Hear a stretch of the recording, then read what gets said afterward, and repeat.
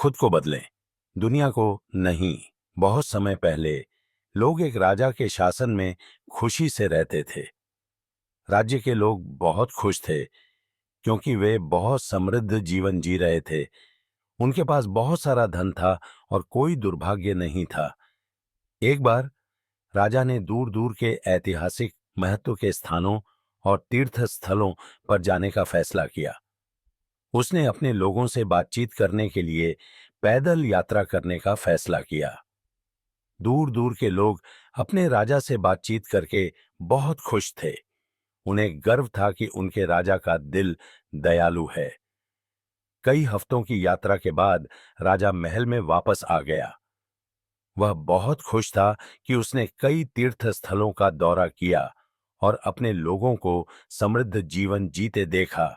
हालांकि उसे एक अफसोस था, उसके पैरों में असहनीय दर्द था क्योंकि यह उसकी पहली पैदल यात्रा थी जो लंबी दूरी तय कर रही थी।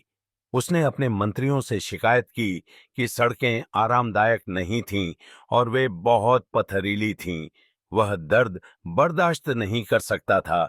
उसने कहा कि वह उन लोगों के बारे में बहुत चिंतित था जिन्हें उन सड़कों पर चलना पड़ता था, क्योंकि यह उनके लिए भी दर्दनाक होगा।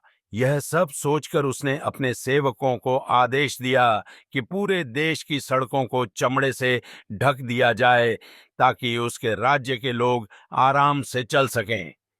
राजा के मंत्री उसके आदेश को सुनकर दंग रह गए, क्योंकि इसका मतलब यह था कि पर्याप्त मात्रा में चमड़ा प्राप्त करने के लिए हजारों गायों का वध करना होगा और इसमें बहुत सारा पैसा भी खर्च होगा।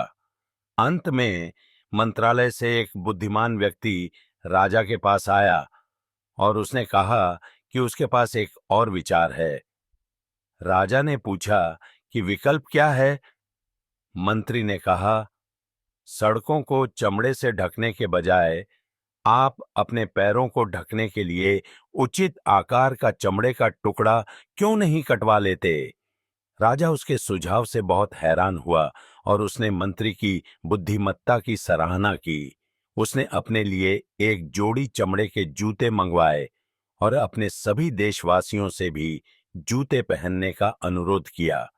नैतिक, दुनिया को बदलने की कोशिश करने के बजाय हमें खुद को बदलने की कोशिश करनी चाहिए।